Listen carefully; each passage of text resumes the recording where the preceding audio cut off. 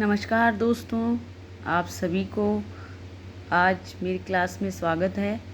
देखिए, आप सबको ये चीज़ सोच के चिंता हो रही होगी कि नया सिलेबस आ गया है, नया सिलेबस हम कैसे करेंगे। तो आपको चिंता करने की कोई ज़रूरत नहीं है कि हम आपको बहुत आसानी से सिलेबस को कंप्लीट करवा देंगे। हर एक क्वेश्चन बहुत अच्छे से अच्छी ट्रिक से करवाएंगे। तो आप हमारे साथ बने रहिए। हम आज करेंगे फर्स्ट चैप्टर मैथ्स का फर्स्ट चैप्टर में जो फर्स्ट एक्सरसाइज है हमारी 1.1 की। देखिए क्वेश्चंस क्या कह रहा है। Figure 1.3 show Rihan room with point O A B C marking its corner. The X and Y axis are mark in figure point O in origin. ठीक है, ये आपको एक डायग्राम दे रखा है। इस डायग्राम में क्या शो किया जा रहा है, ये किया जा रहा है कि ये जो कॉर्नर है ना, ये कॉर्नर ओ शो कर रहा है, ये जो कॉर्नर है वो ए शो कर रहा है, ये जो कॉर्नर है वो बी शो कर रहा है, और ये जो कॉर्नर है ये आपका सी शो कर रहा है। क्लियर। अब देखिए, अब क्वेश्चन क्या पूछते हैं। अब क्वेश्चन करने से पहले कुछ चीज़ें हम समझ लेते हैं। कुछ चीज़ें क्या समझ लेते हैं हम। देखिए, कुछ चीज़ें ये समझेंगे कि आप ये देखेंगे कि ये एक फिगर दे रखा है। इस फिगर में हमें क्वेश्चन में क्या पूछा गया है। पहली चीज़ देखिए, if D1 DR represent the door. जो D1 और DR है वो रिप्रेजेंट कर रहा है किसको, डोर को। किसके डोर को, टू रिहान्स रूम। जो रिहान का जो कमरा है उस रिहान के कमरे को D1 और DR जो है रिप्रेजेंट कर रहा है। How far is the door from the left wall. मतलब कि दूर जो लेफ्ट वॉल है, हमारी लेफ्ट साइड की जो वॉल है उससे कितनी दूर पर है। आगे देखिए, the Y axis of room, how far is the door from X axis. तो क्या बता रहा है कि यदि D1 जो है वो रिहान के कमरे के दरवाजे को दर्शाता है, मतलब जो D1 जो है वो रिहान का जो कमरा है उसकी डोर को बता रहा है, तो हम ये तो दरवाज़ा जो है वो कमरे की बाईं दीवार से, मतलब जो कमरे की जो राइट जो वॉल है उस राइट वॉल से वाई जो है, वाई एक्सिस जो है वो कितनी दूरी पर है। ये जो क्वेश्चन है ये आपको ये कह रहा है। तो सिंपल सी चीज़ है। पहली चीज़ तो हम ये ध्यान रखेंगे कि जो ये वर्टिकल लाइन होती है, ये जो वर्टिकल लाइन है मतलब खड़ी जो रेखा है वो हमेशा क्या कहलाती है, क्या शो करती है, हमेशा वाई एक्सिस को। मतलब जो ये देखेंगे, जो ये खड़ी रेखा है, ये खड़ी रेखा हमेशा वाई एक्सिस को शो करेगी। पहली चीज़ तो आप हमेशा ये ध्यान रखेंगे, ठीक है। और जो ये हॉरिजॉन्टल लाइन है जिसको हम आडी रेखा या स्लीपिंग लाइन भी कहते हैं, वो हमेशा किसको शो करती है, एक्स एक्सिस को। एक तो आप इस बात को विशेष रूप से ध्यान रखेंगे। क्लियर। अब आप देखिए, ये जो फिगर है, इस फिगर में हम देख रहे हैं कि ये जो वॉल है, ये वॉल राइट साइड है। तो जब ये राइट साइड में है तो जस्ट इसके सामने जो वॉल है वो क्या होगी, वो लेफ्ट होगी। और क्वेश्चन जो है वो हमारा क्या पूछ रहा है, यही तो पूछ रहा है कि दरवाज़ा जो है वो कमरे की बाईं दीवार वाई एक्सिस से कितनी दूरी पर है। क्लियर। अब देखिए, यहाँ पे देखेंगे आप कि D1 और R1 क्या दर्शा रहा है, वो दर्शा रहा है कमरे को। मतलब जो D1 है जो है वो, और R1 जो है वो हमें शो कर रहा है किसको, रूम को। ठीक है। अब R के कोऑर्डिनेट्स जो हैं वो ऑलरेडी लिखे हुए हैं। देखिए इधर देखेंगे, अब जो R के जो कोऑर्डिनेट्स हैं वो लिखे हुए हैं। R के कोऑर्डिनेट्स क्या लिखे हुए हैं, 11.5 और 0। क्लियर। देखिए D1 और R1 जो है वो क्या दर्शा रहा है, क्या दर्शा रहा है, वॉल।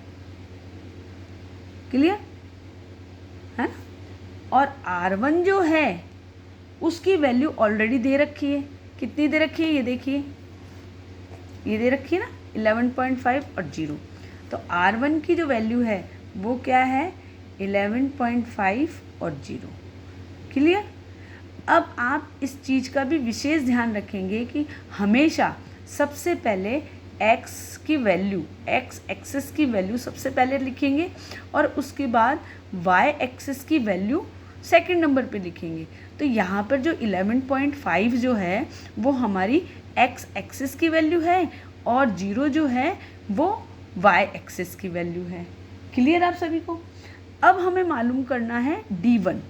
d1 जो है वो क्या होगा, देखिए आप इधर ध्यान से देखिए।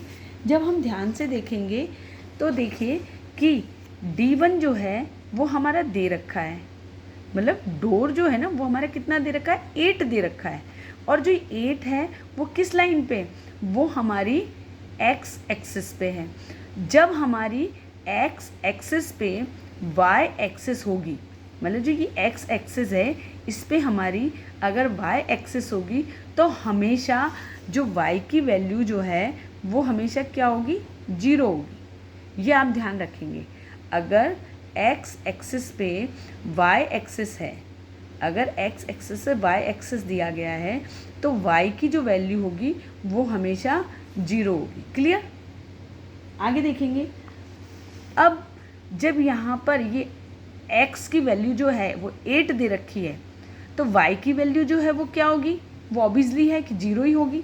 तो हमारा जो d1 जो है वो हमारा क्या होगा 8 और 0। क्लियर। क्यों है, क्योंकि 8 तो दे रखा है भाई, 8 तो दे रखा है ना x की वैल्यू, और 0 जो है वो y की वैल्यू है। क्यों है, क्योंकि x एक्सिस पे ही y की वैल्यू रखी गई है और x एक्सिस पे जब y की वैल्यू होगी तो y की वैल्यू क्या होगी 0 होगी। क्लियर आप सभी को। अब सॉल्यूशन जो है वो क्या है, सॉल्यूशन हमारा यही तो है। सॉल्यूशन क्या पूछ रहा है, क्वेश्चन हमारा क्या पूछ रहा था कि यदि d1 रेहान के कमरे के दरवाजे को दर्शाता है तो दरवाज़ा जो है वो कमरे की बाईं दीवार y एक्सिस कितनी दूरी पर है। भाई यही तो चीज़ बता रहा है। तो देखिए आप d1 जो है वो हमारा क्या है 8 और 0 और r1 जो है वो हमारा है 11.5 और 0। जो 8 जो है वो हमारी x की वैल्यू है, 0 जो है वो हमारी y की वैल्यू है, 11.5 जो है वो हमारी x की वैल्यू है और 0 जो है वो हमारी y की वैल्यू है। हमें इसमें दो चीज़ बतानी है। पहला कि जो डोर जो है वो लेफ़्ट वाली वॉल से कितनी दूरी पर है, जो ये जो डोर है ये जो लेफ़्ट वाली वॉल है इससे कितनी दूरी पर है, ये हमको बताना है। आगे देखिए, जैसे कि हम यहाँ देखते हैं डोर बिगन 8 यूनिट। जो डोर जो है वो हमारा 8 यूनिट पर है ना, देखो ये 8 लिख रखा है तो 8 यूनिट पर है और 8 यूनिट किससे, लेफ्ट वॉल से। तो door begin 8 unit from left wall.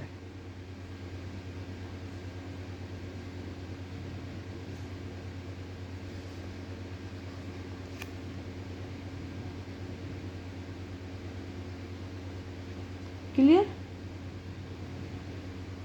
क्यों है, क्योंकि x एक्सिस पे ही हमारा जो डोर है वो बना हुआ है। आगे देखिए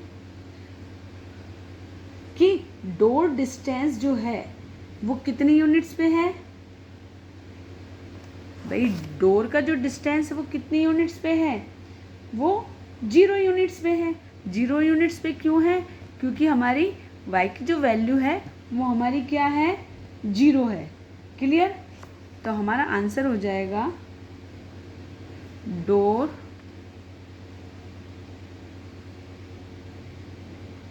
डिस्टेंस इज 0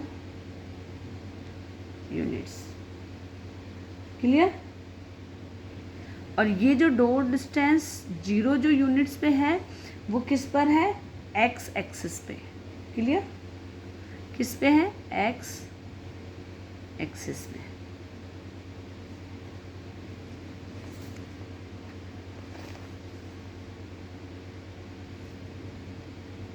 ये हमारा फर्स्ट क्वेश्चन कंप्लीट हो गया है।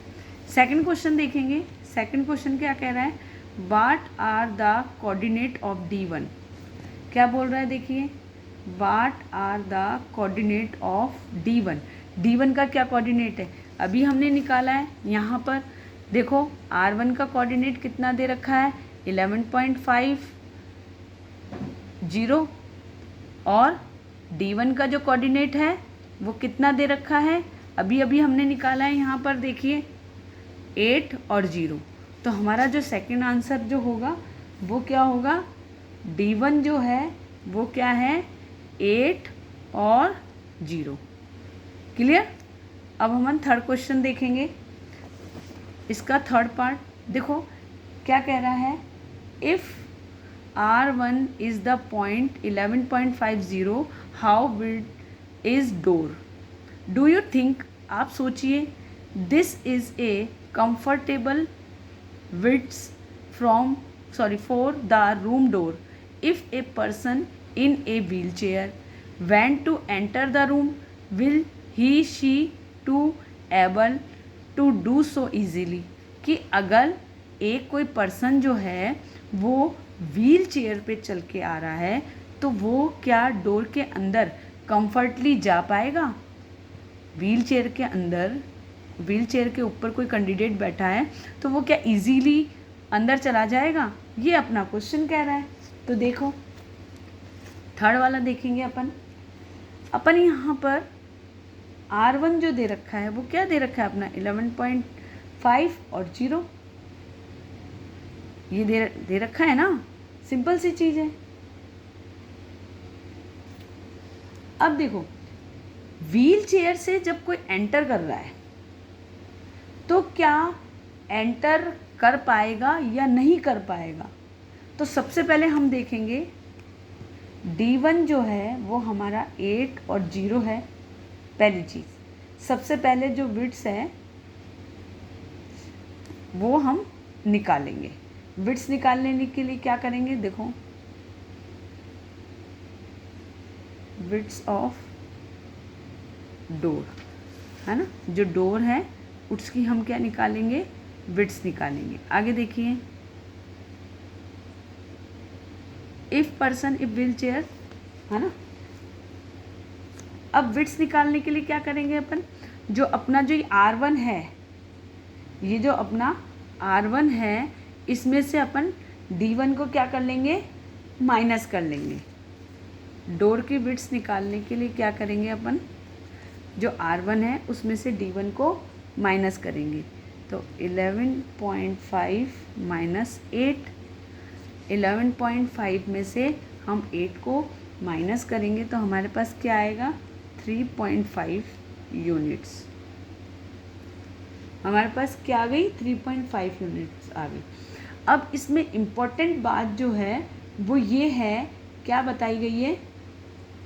क्या मतलब जो ये हमारा क्वेश्चन है, इम्पॉर्टेंट चीज़ क्या नहीं बताई गई? कि जो ये 1 यूनिट्स है, मतलब यहाँ से यहाँ तक जो ये 1 यूनिट है या यहाँ से यहाँ तक जो 1 यूनिट है, वो 1 यूनिट जो है वो कितनी है वो नहीं बताई गई है।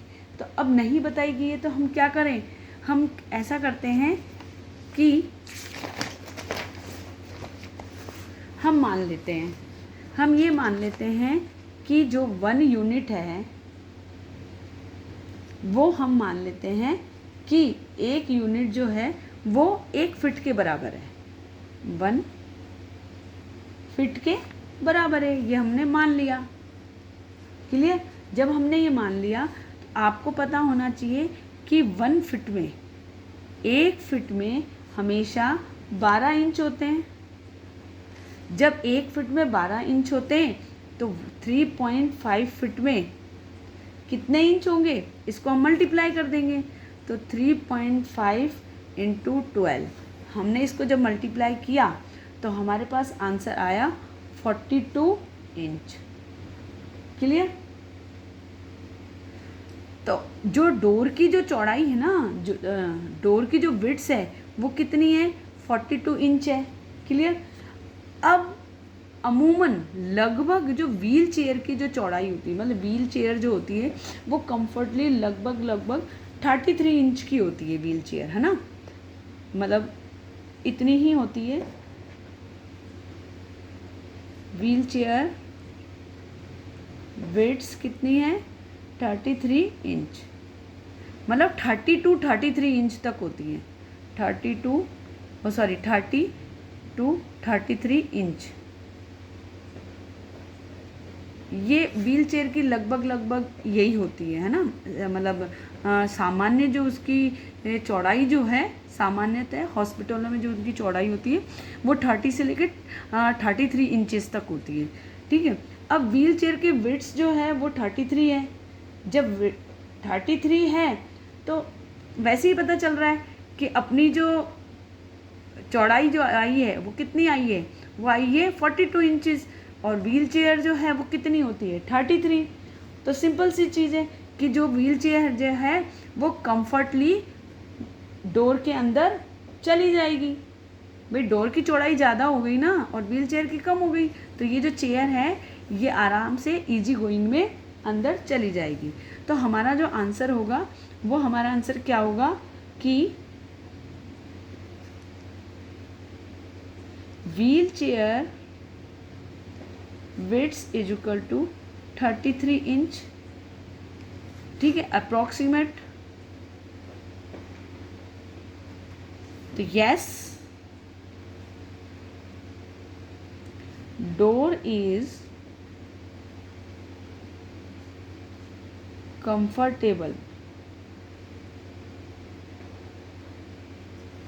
comfortable for person who using wheelchair।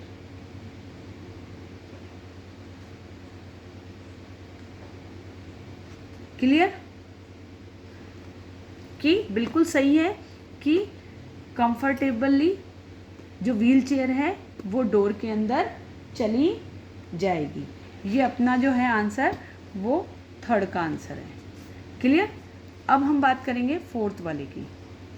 Fourth वाले का आंसर जो है, फोर्थ का क्वेश्चन देखेंगे। फोर्थ क्वेश्चन क्या कह रहा है, इफ B1 0 1.5 ये वैल्यू है, B2 की वैल्यू दे रखी है 0 और 4, represent the ends of the bathroom door, is the bathroom door narrow और wider than the room door.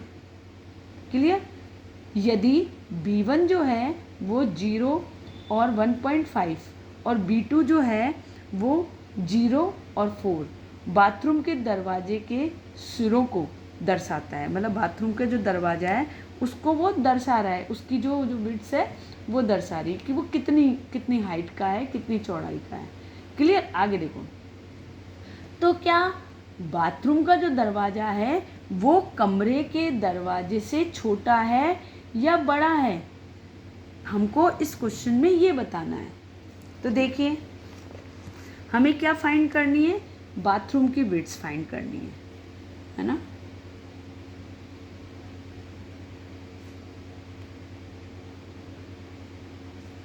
Bathroom की विड्थ जो है वो हमें फाइंड करनी है। क्लियर।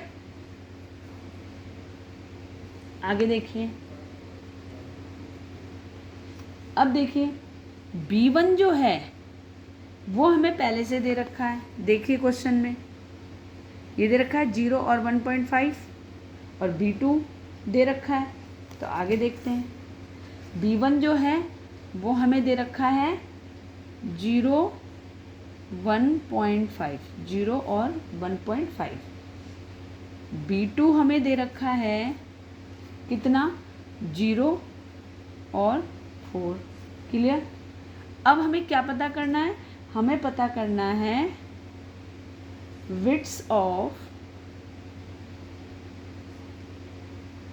बाथरूम डोर, ये पता करना है ना। तो इसको पता करने के लिए क्या करेंगे अपन, बड़े वाले में से छोटे वाले को माइनस कर देंगे। भाई सिंपल सी चीज़ है ना। तो माइनस करेंगे हम, 4 में से माइनस कर देंगे हम। किसको माइनस करेंगे 4 में से? 1.5 को। जब हमने 4 में से 1.5 को माइनस किया तो हमारे पास आया 2.5।